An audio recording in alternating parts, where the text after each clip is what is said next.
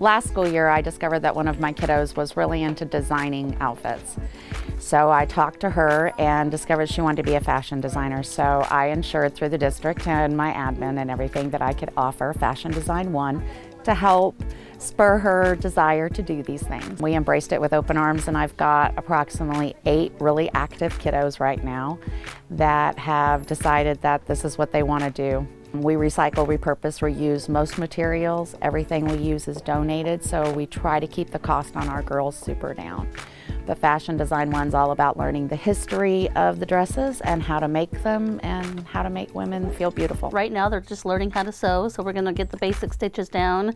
This industry's fabrics are a lot different than your everyday fabrics, so we're going to learn a little as we go. I've got a whole room of dresses that need to be taken apart, remade. I plan to turn the dress into something kind of brand newish, kind of goldish style. I like the lace idea, but I'm hoping to put some gold chains in there instead and just kind of renovate it to make it look a little bit better and new.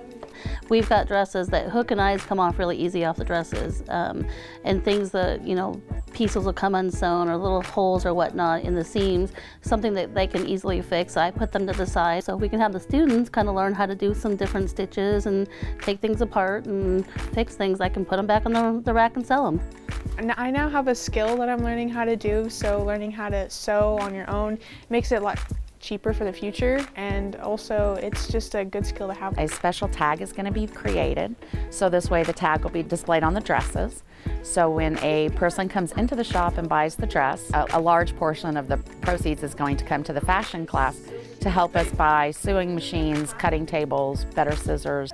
I think this is great for the kids to get out in the community, get out of the classroom, to learn from an actual, not their teacher. This is, you know, get out there and see how the real world is.